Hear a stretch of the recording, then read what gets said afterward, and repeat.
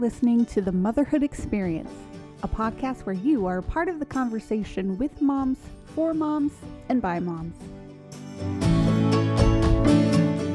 Let's jump into this episode with me, your host, Val Kleppen.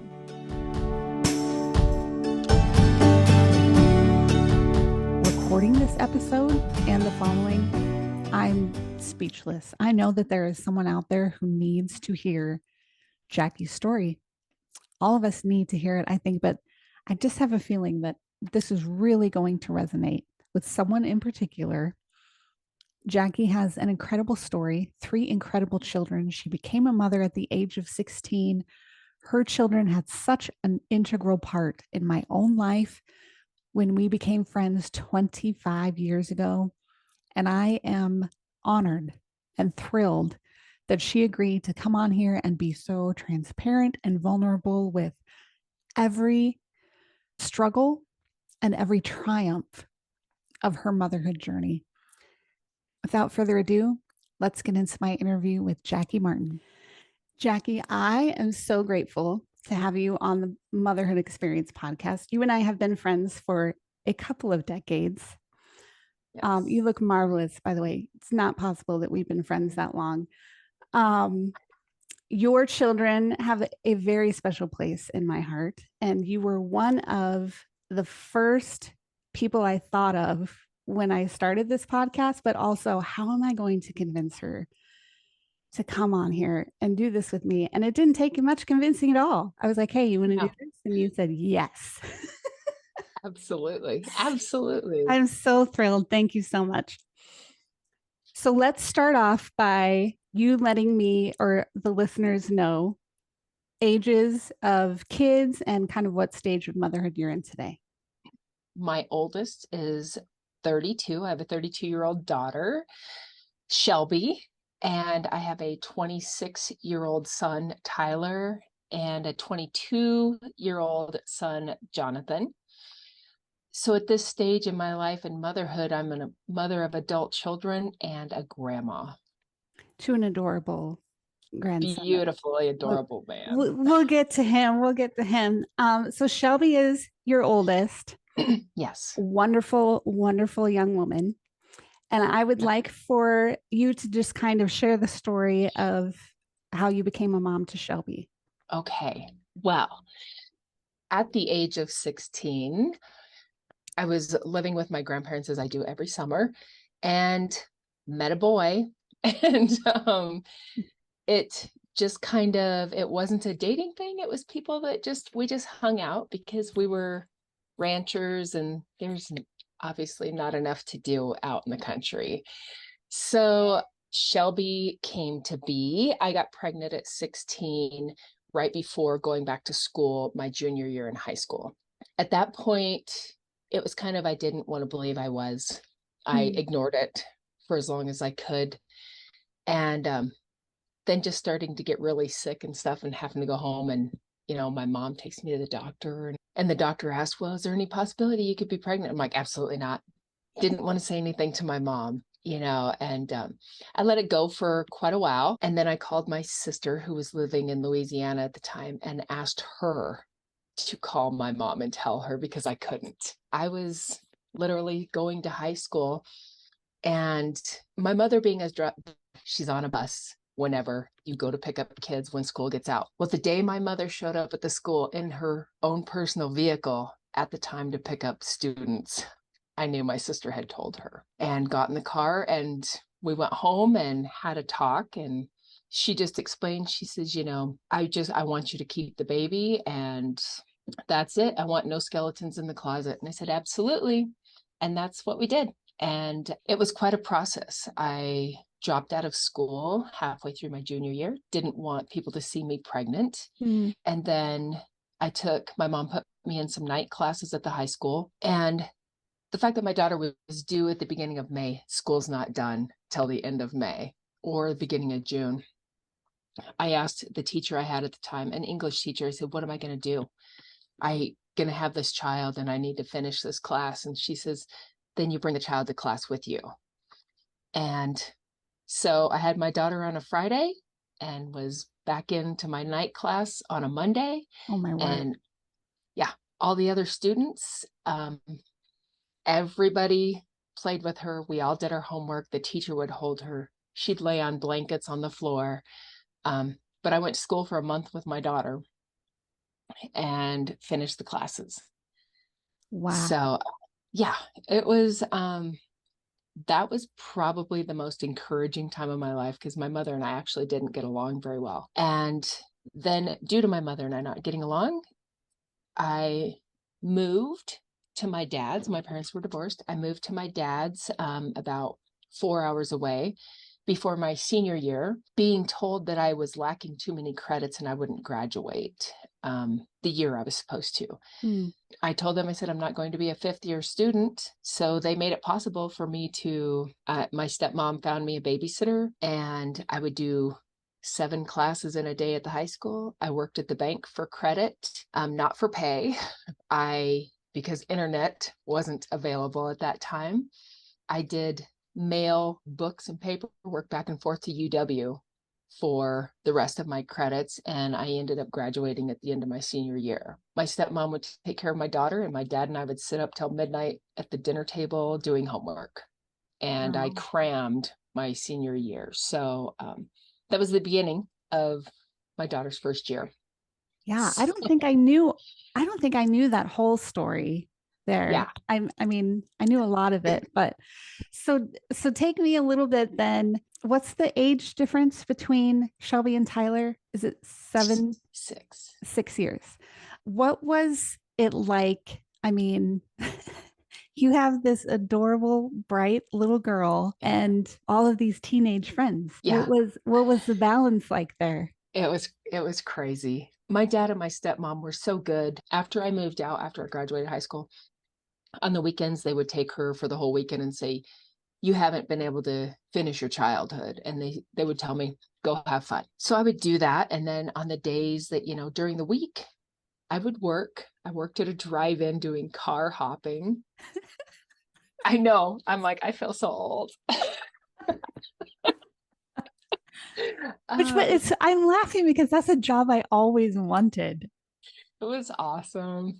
So yeah, I had a job as a car hop, and then when I wasn't working in a small town of like 3,500 people, when you got bored, you cruised Maine. Hmm. And I put her in the car seat and we would cruise Maine. And I'd pick up friends and we'd cruise Maine and listen to music. And my daughter grew up loving hair metal band because that's what I would listen to. She literally did everything with my daughter. I wouldn't allow people to babysit her unless it was my parents. So if they were busy, I was kind of a wild child. I still did a lot of partying and stuff like that. And in my mind, I was being a good mom if I brought her with me. So my daughter was usually the entertainment. It's amazing when you get people around this little child that they catered to her every want. Mm. Wherever we went, it was whatever Shelby wants. Mm. So even to the point of one of my friends trying to make up with her because she was mad. She was about 4 or 5, and literally going out in the middle of the night and getting a horse and taking her for a horseback ride in the moonlight because she said she wanted to go riding. And they were like, absolutely, let's do it, because she was mad at him. So my daughter and I kind of grew up together, Yeah, for very, sure. very much grew up together and spent pretty much every waking moment together. So So then you reach your young 20s yes. and kind of the Britney Spears song, Oops, I Did It Again. Yes. Yeah. I was in I don't know what you would call it, apparently friends with benefits, but we were together all the time. So we were dating and I got pregnant. And it took me a while to tell him, but when I finally did, he was like, do you know how you've got to get rid of it. Do you know how this is gonna ruin our friendship? And I was like, friendship? Okay, stop the car, get out, drive off. Yeah. Yeah, that was pretty shocking. So again, I'm a single mom and pregnant with my second child. I had contemplated and actually made an appointment to have an abortion because I was so scared to be a single mom of 2 children. It was just out of fear because when I think about it, I'm like, my whole entire life, I have never believed in that. How how scared could somebody be to feel they need to do that? Mm-hmm. And pretty much back then, when there was actual timelines when you could no longer do that, I before that timeline hit, I called them and said no. I said, I'm canceling. I'm keeping this child because secretly at that time I'd never tell my daughter I was hoping she was a boy when I had her, but I'm like, what if this is the boy I always wanted? I went through another pregnancy and had another child, and it was the boy I wanted. And it was stressful. He was a sickly child Mm-hmm. for 3 months straight. I've never heard so much screaming in my life to the point where I was ready to put him on a doorstep. but but I had a very supportive sister. I moved in with my sister, and she would come take him and tell me to get sleep, and actually getting along better with my mom. She's like, come stay with me. I'll help you. And 3 months, and then all of a sudden he was out of that stage, and my sanity started to come back. So, And what was Shelby like as an older sister at that point? oh my gosh. This child, because she grew up faster than she was supposed to. Sure. She was the best big sister. And talk about love your sibling. It was insane. She always tried to be the mom, and I would have to struggle with her and tell her, I'm the mom, let me Yeah. take care of him. And she was always, Mom, I can babysit him. I'm like, you're not even old enough to stay home by yourself. What are you talking? Oh man. So yeah, she was an amazing sister, and I honestly think that she helped me get through a lot of times with Yeah. being a single mom. She was very understanding. Yeah. So So when Tyler was like about a year and a half, you guys moved to yes, Cody, yes. which is where I was at the time. I've been debating honestly whether or not I we should tell the story of how we became friends because it's a really funny story, but also like it's a little embarrassing. Do it. Okay. Because it's just funny, and every now and then you need some comedy. Yeah. So, I mean, 25 years ago, we were both very different people. And so we worked, you had gotten a job at the same clothing store, Corral West Ranch, where I can still hear the commercial in my head. And we were working at the downtown store together, and I knew what your last name was, and therefore I knew that you were also a Mormon because Mormonism is really big in that area of the country, and a Right, family name, it's all over the family. So right. I kind of was prejudiced against you from the beginning, and you never knew why. And I was kind of a snot to you, I feel like. And one day I show up to work, and you were it's so funny. You were listening to something on the little boombox radio thing that was in the store. And I was like, what are you listening to?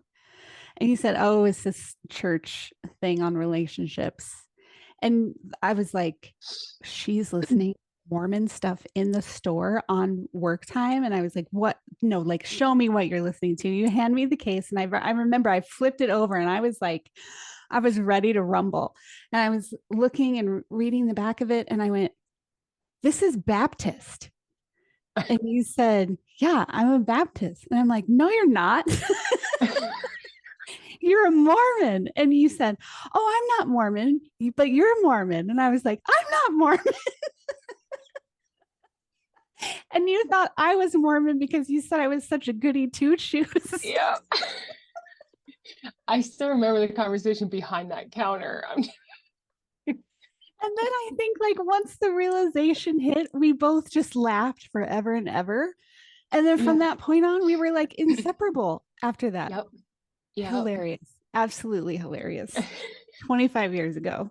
Um, so anyway, we become friends. You've got these two adorable children, Mhm. and I became smitten with them pretty quickly. And I think you know this, but for the benefit of the listeners, I was not really a fan of other people's kids. at this Right. stage in my life. I found them to be, You were young.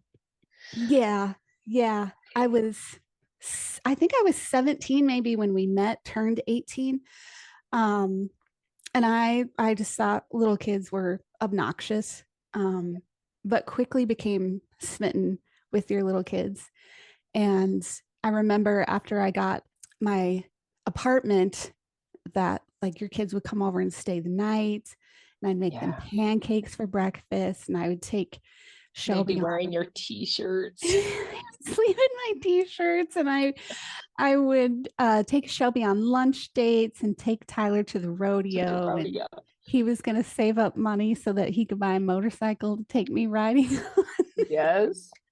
He had to get ready for his dates all the time. He was so little and worried about the clothes he would wear for Val to come pick him up. Oh my gosh. The Oh, sweetest kids. I mean, truly, I couldn't get enough of your kids, and I feel like they kind of helped me through a pretty rough spot in my life. Just mhm. being around them and having, I wouldn't say that I was a rebel during that time, but it was more like I wasn't trying to rebel against anything. I was just trying to do stuff to figure out where I fit, I think. Find who you were. Just, Yeah. yeah. And your kids were, I mean, still are so precious. And so I would you were part of a bowling league, Yes. and on bowling nights I would go babysit your kids in exchange for being able to do my laundry at your house so that I wouldn't have Yes. to put quarters in the machine in my apartment complex.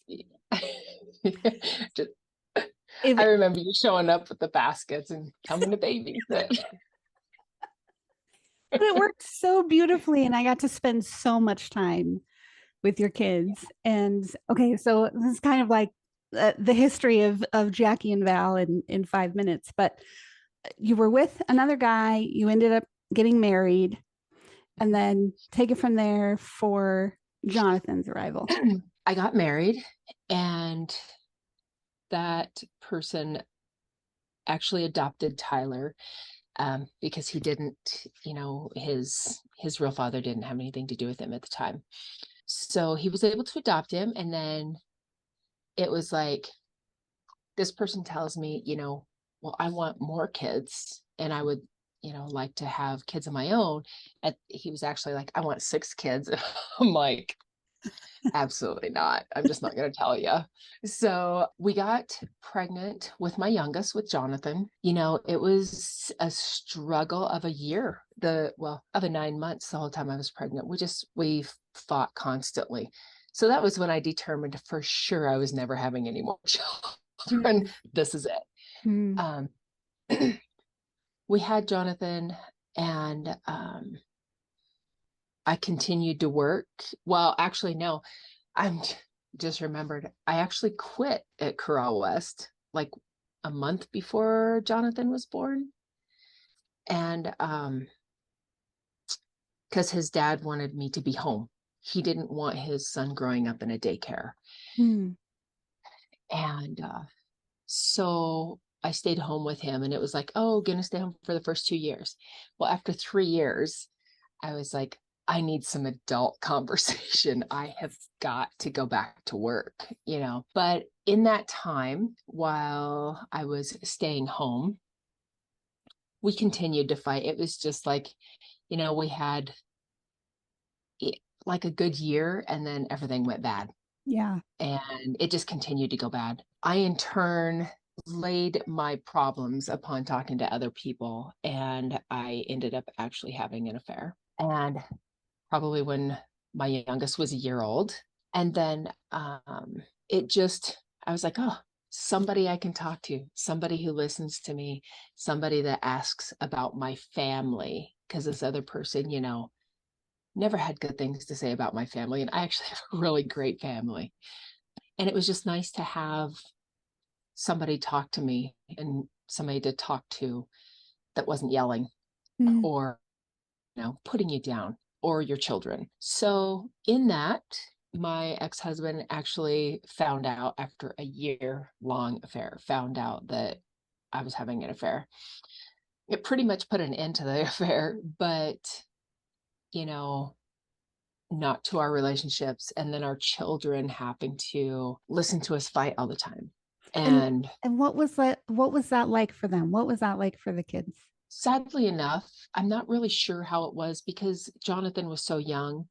I'm not really sure that had much effect on him. Mhm. I mean, granted, us fighting all the time, he didn't need to see that being so young. But with Tyler and Shelby, I know Shelby struggled with it pretty bad to the point of, she used to call her stepdad, she used to call him dad. And then we fought so bad and he was just, she was like, she quit. She's like, you don't deserve the title. And a very opinionated girl.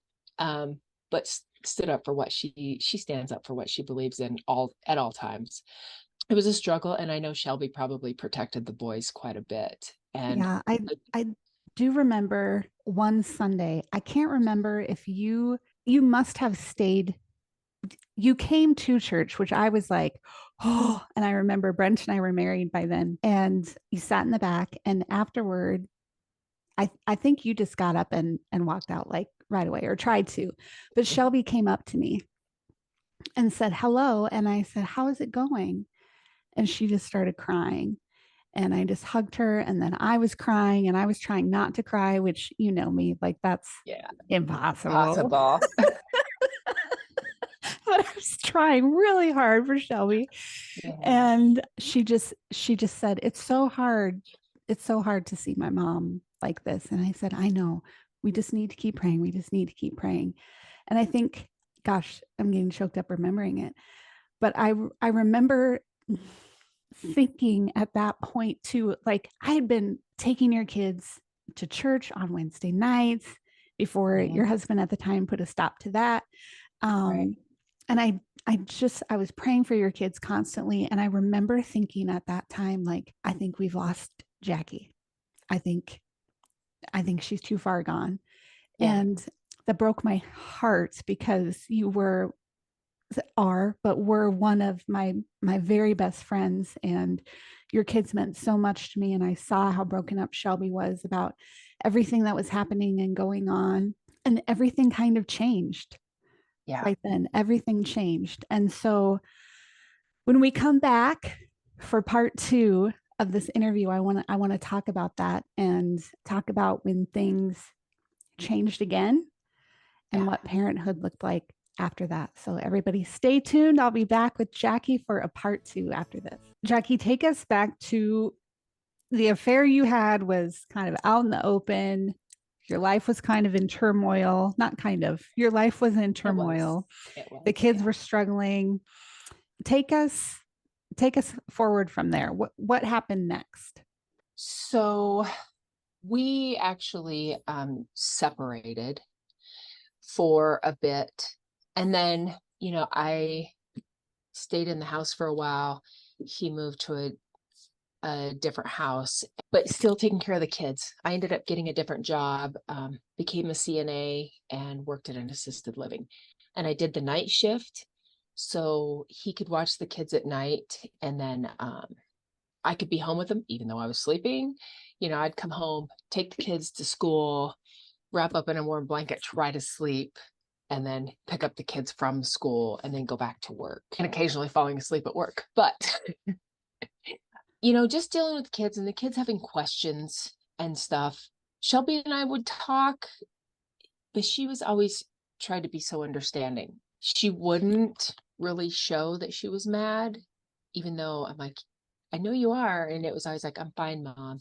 She was always so worried about her brothers. Mm-hmm. And then, I mean, you try to block things out, the bad times in your life. So I'm not really sure what made me go back. Mm-hmm. I honestly can't remember, except for the fact that maybe I was afraid I could not support my children on my own. So I went back. We moved to, a couple different places renting, and then we finally bought a place, moved in. But it was constant turmoil, constant fighting, constant yelling. It was, just crazy. I left being a CNA and got a job at the hospital as a unit clerk and as an EMT. And I did a lot of working so much, sadly enough, to be away from him, which also made me be away from my children. to a point, I had parents, saying what a bad mother I was because I was never at my children's sports, which they were all so athletic in every sport, and they were constantly at practice or games. And I missed a lot of it because I was like, I just need money. I just need money. And I think Mm. there was always just a plan in the back of my head, you know, if I can support myself. We ended up this relationship was so on and off, and my poor children went through so much, watching this. It was, we're together, we're not together, we're together. And then we separated but stayed in the same house. He literally moved to the basement while I lived upstairs. And the kids having to deal with that, but in my mind I was like, hey, but they still have both their parents in the house. Mm. It wasn't till later that it dawned on me why my daughter was constantly, I want to go live with my dad. I want to go live with my dad. And I kept telling her, absolutely not. I'm not going to let your dad have the easy years. Had, I've struggled. And so my daughter, she went through a lot, and, in her own head, within herself, because I wouldn't let her leave. And in turn, I know she was there for her brothers. It was chaos, just total chaos. We finally just got to a point, weirdly enough, we were actually getting along great. And it just dawned on me, it's because we're like best friends, but not a relationship. Like, you stole my joy as far as a marriage. And I asked for a divorce, and it was, of course, it went bad because I was the bad person. And he, when we separated, you have some parents that are like, I need to be their best friend and buy them whatever they want. And that was him. And then they would come home to me, and I would let them know, I am not your best friend. I am your mother. It is my job to put a roof over your head and feed you and clothe you. And that is it. I'm like, we don't bring games to the house. We don't bring PlayStations, and family time is on the couch. We watch TV. To a point, I thought I was being so hard on them, but I just wanted to put my foot down and be like, nobody's going to walk on me. Mm. And then to have their dad come to pick them up and one day ask me, he's like, how do you do it? And I'm like, what? And he says, whenever I come home, the kids scatter to their rooms, and they're on their PlayStations and watching their TVs. He goes, but when I come to get them at your house, you're all on the couch watching TV. And I said, because I told them this is family time. When you're here to see me, you're here to see me. And it was a week on, week off, joint Mm. custody. There were times I'm like, children probably hate me because I felt like I was hard on them. For me, I was like, we have to have ground rules. We have to have rules. And it's paid off. It's paid off. And I realized I did do the right thing. So, yeah, it was a lot of, they made it through it. But as soon as my daughter graduated high school, my daughter and I have never fought. And to this day, I think she's the most amazing woman. I look up, she's shorter or down. I look You're up to very tall and she's pretty short. like I look up to my daughter. I think she is the most amazing woman. Yeah. And so for her and I to fight, because I went to work. She was supposed to go to her dad's for a couple weeks. You never had to check on her. She was so grown up.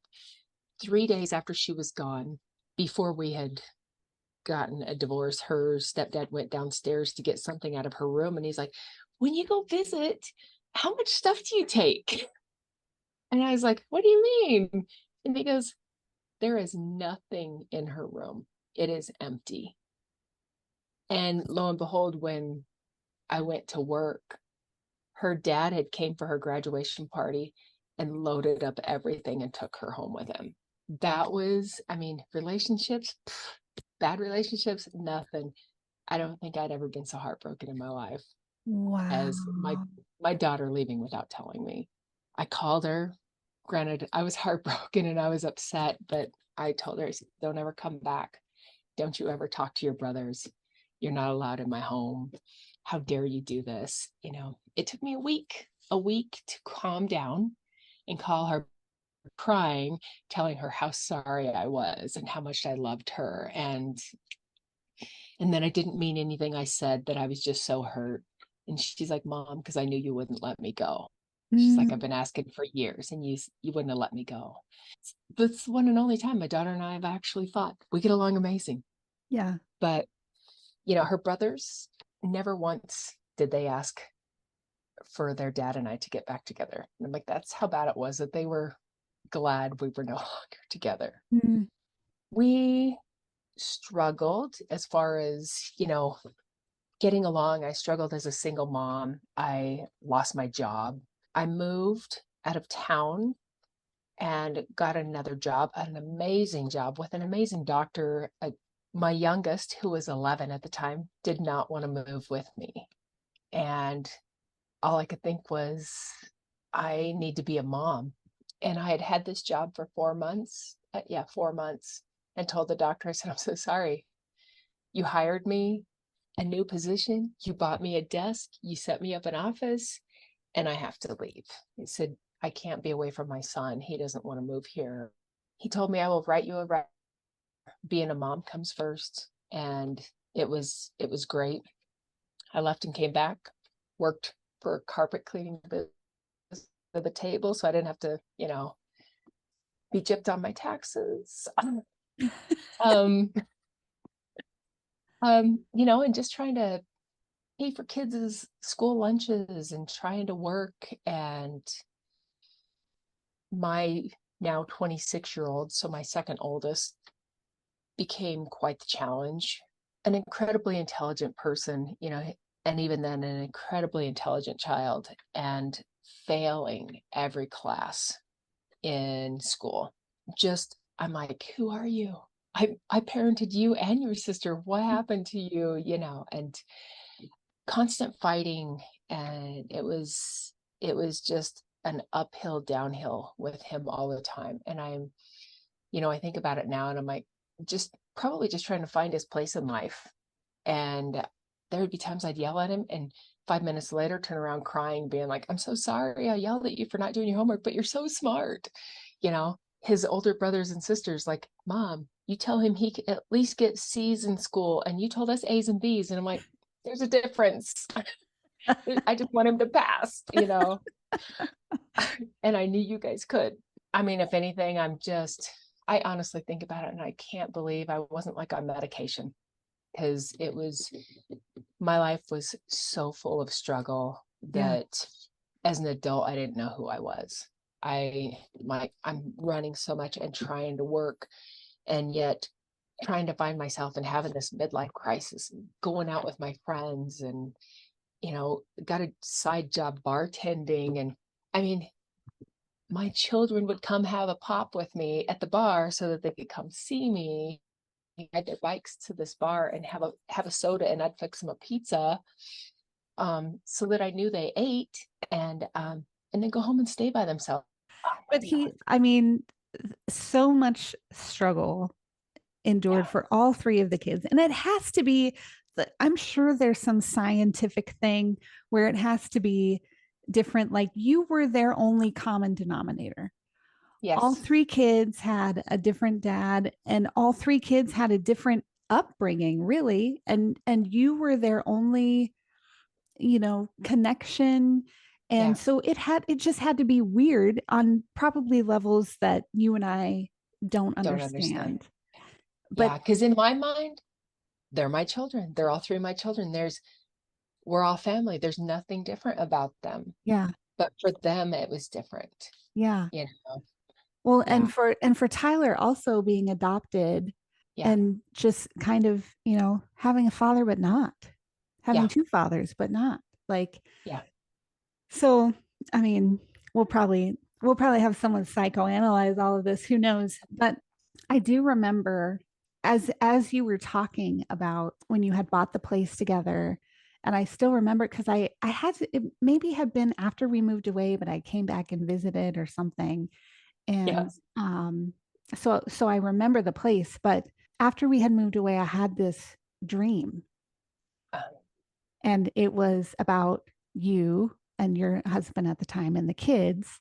And I had gone to this house, which in my dream kind of looked like the house that you were living in at the time, but not exactly. But I remember when I went to see the house, I was like, oh, weird. This is the house that I had the This dream is the about. house.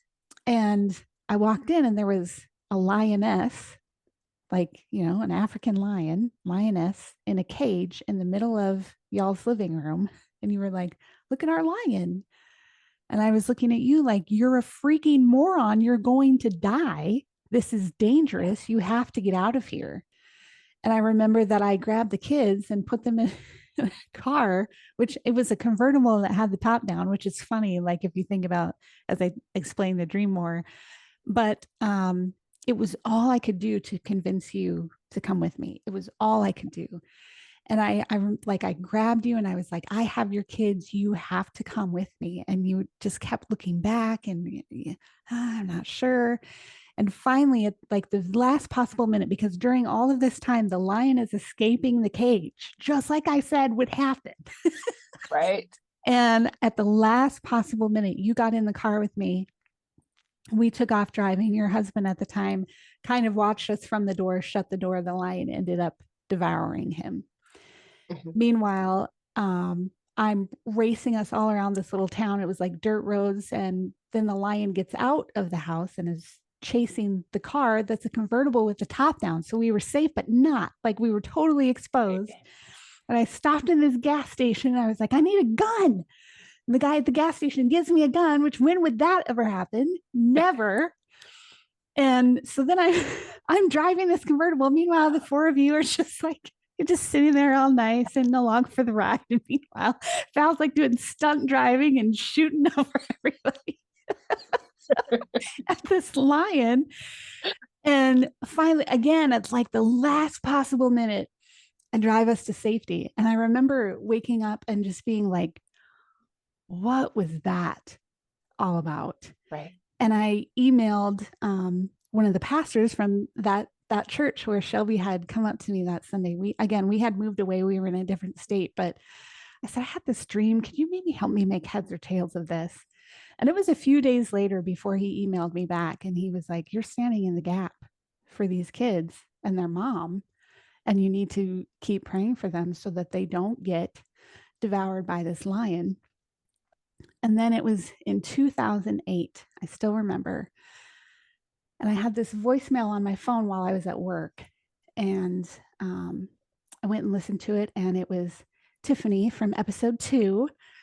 And she had been at this retreat all weekend. And she said, Val, I just had this rock star team helper, so faithful, just leading everybody and encouraging everybody, such a hard worker, and blah, blah, blah. And at the very end of her message, she said, Val, it was Shelby. And I just remember like completely overcome. I'd been praying for 10 years and I had had the dream 2 years prior. And so it was like, okay, we've got one. And then I can't remember when exactly it was, but I was kind of on again, off again Facebook up until whatever the 2016. I couldn't hack it anymore. Yeah.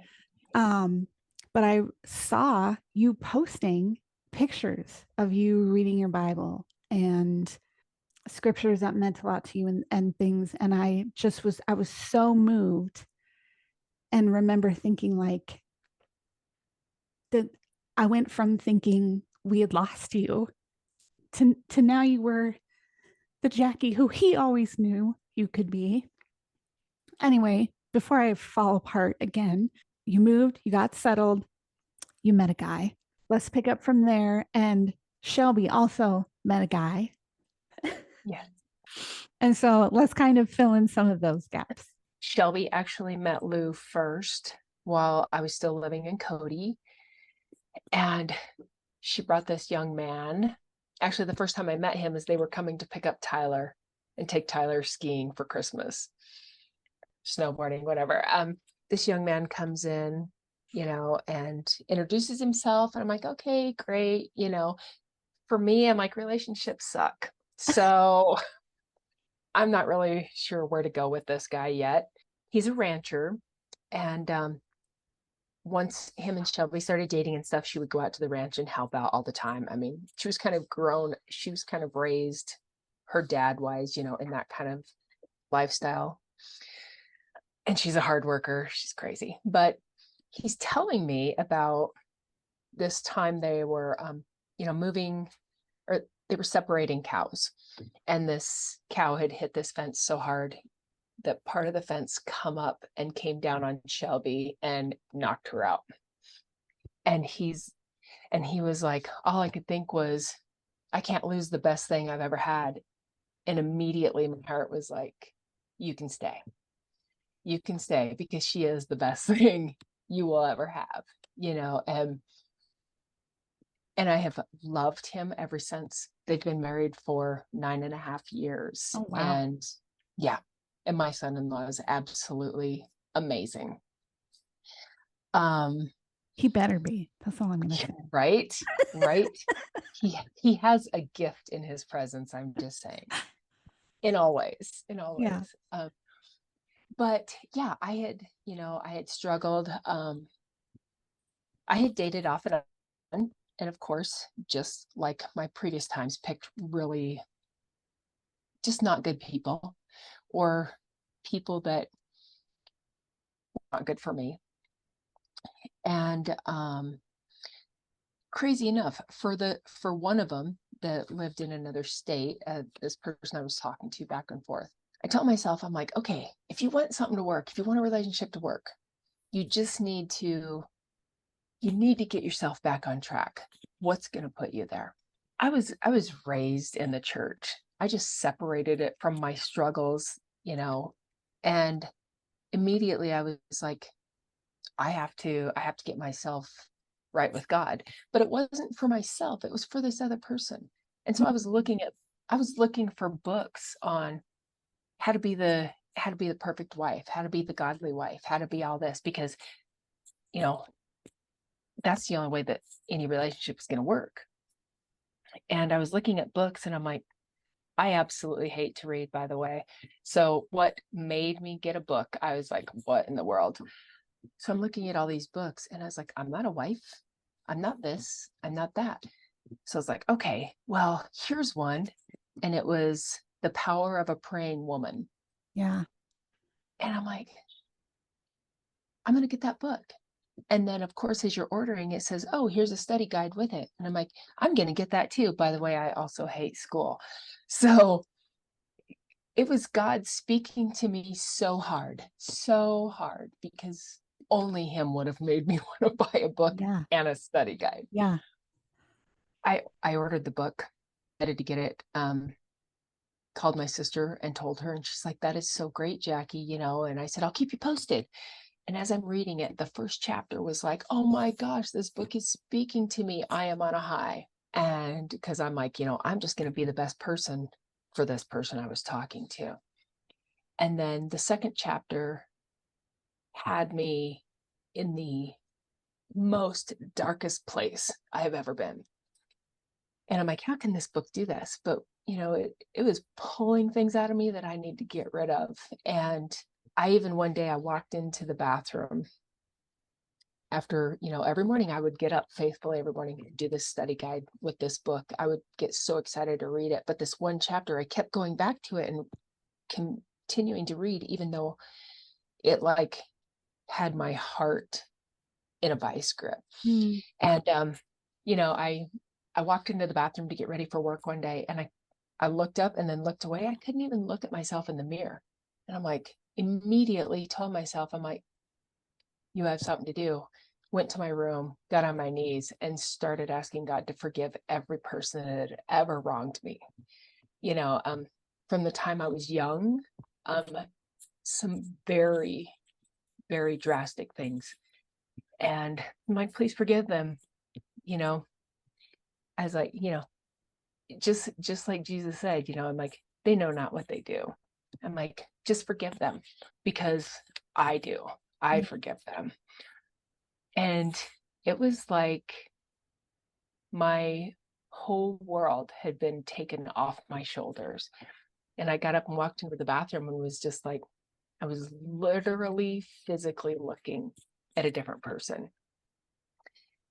And I went through this book and this whole study guide to the point where I got started reading slower because I was coming to the end of the book. So I wouldn't read as much every day. I'd read just little bits because I didn't want the book to end, because I was determined that book was helping me just feel so good. I had never felt so good.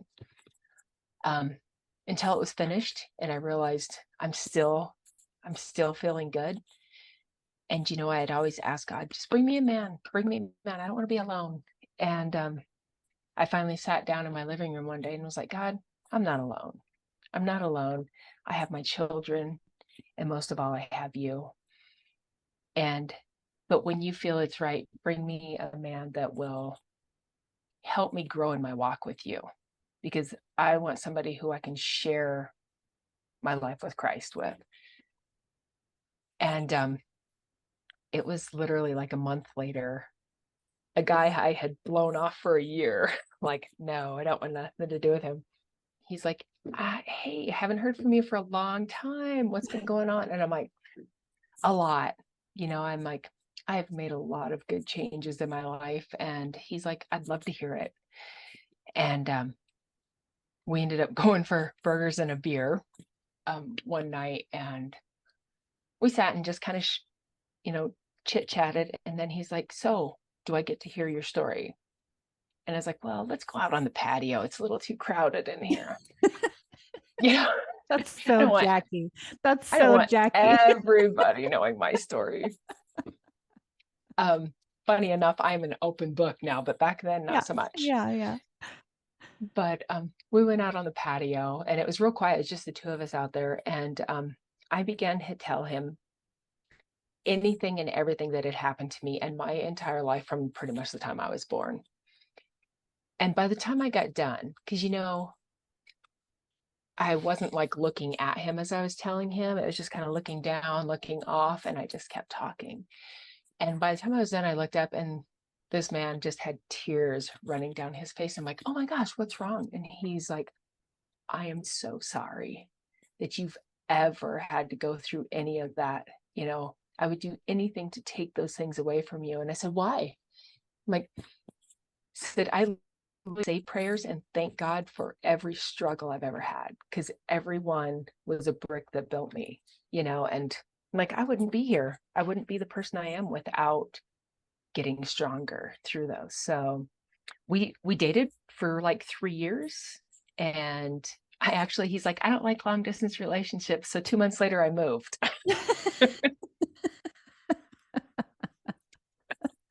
Like, I'm so sorry. But he stuck around and he would come see me, and he actually helped me move. And we have now, Christmas Eve, it will be 6 years that we've been married. He's amazing. Funny thing, when we were dating, my youngest was still living with me because Tyler, the middle child, he had also gotten ticked off and moved out, and and was just kind of separating himself from me. So I still have my youngest, Jonathan, at home. And this kid, my ex-husband, actually called and he says, I just want to say that this person that you are with must be a really good person, because Jonathan can't say enough about him. He's like, and I just want to say I'm happy for you. And I've never had my dad tell me before, we'll be talking on the phone and he's like, well, tell Dave I love, and I'm just like, oh my gosh, and my daughter, my children love him. My child that separated himself, that now we are very close. He, for a while there, he was calling Dave more than he would call me. And I'm just like, yeah, talk to Tyler today. And I'm like, cool. And how's he doing? Oh, So he's amazing. And, he loves God. He's not without his faults, because we struggle with just things in the world. But even I work a lot on Sundays, and he sits in church and he's like, man, I hate sitting here without you. We yeah. love to go to church. We love to talk about God. when we talk about our children, I have two amazing stepsons. But when we talk about our children, this man gets teary because his heart is huge. He tells me I would never have wanted to know him before, but I'm just like, well, it doesn't matter because you wouldn't have me. I'm like, God put us Right. together at the perfect The time. perfect time. Yeah. And we've got just a few minutes left in our time together. And I really want to hear about baby George and Shelby. And so just kind of brag on them. Okay. Wrap up our time. I did that really well. Um, so, so my amazing daughter, I mean, this child deserves everything in the world. She's been the most supportive person in our entire family. She is a life cheerleader. And I watched her struggle for 6 years trying to have a baby and seeing specialists, seeing doctors, having labs drawn like crazy and traveling to different places. And she's like, Mom, but why? Why isn't God letting me have a child? And I'm like, honey, because, well, she would get pregnant and have miscarriages. And they said, the time will come. And I'm like, those beautiful souls, I'm like, they're with Jesus. She struggled and struggled. And 6 years later, I have an almost 9-month-old grandson named George. he's beautiful. I struggled with the name. I struggled with it so bad at first, but he looks like a George and he's beautiful. And she's the most amazing mom, which I knew she would be. Of course. They're ranchers. She sent me a picture yesterday of him strapped in a little seat in the cab of the tractor with his dad, just out there doing his thing, and I'm like, it's life is now perfect. My boys, if they have kids, they do. If they don't, they don't. Now,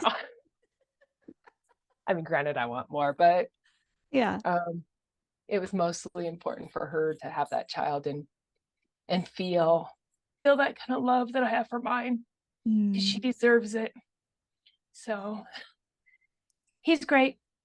I tell everybody how perfect he is, and I know my boys are like, we're never having children, they'll never match up. So, just like their sister, they're like, she's perfect, we know. Tyler and Jonathan, if you ever hear this, you stop right now. You have those babies. Right? Absolutely. Yes. Well, life Jacque, is great. I cannot thank you enough for agreeing to come on here and do this with me. Thank you. So transparent.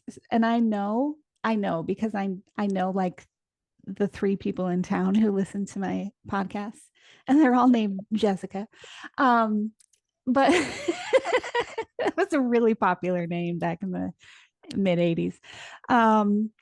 Thank you. I know this is going to touch so many hearts. I mean, granted, this is the longest podcast interview that I've done, so maybe it goes without saying that is the most times I've cried. We set a record tonight. Yeah. And I mean, it's minimal compared to what we could have. We right. We did good and laughed it off. We covered 25 years in like less than an hour. So I'd say we did pretty good. I love you so much, friend, and I'm so grateful that you came on here to share. Thank you. Absolutely. Thank you so much. I love you. And good luck on all the other interviews. Yeah. Thanks. Thank you for joining us for today's episode of the Motherhood Experience podcast. To join our exclusive TME community, head on over to themotherhoodexperience.com/learn more. Be sure to follow the Motherhood Experience on Facebook and Instagram, and please leave us a 5-star review wherever you listen to podcasts. If you're watching on YouTube, leave us a comment below, and we'll catch you next time.